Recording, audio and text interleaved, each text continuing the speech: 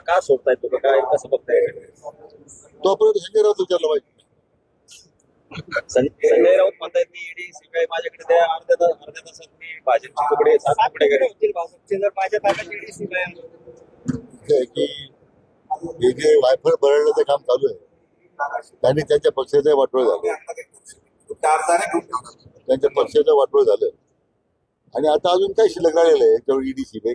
ईडीला सीबीआयला वेळ आहे का अशा लोकांच्या मागे जाण्यामध्ये?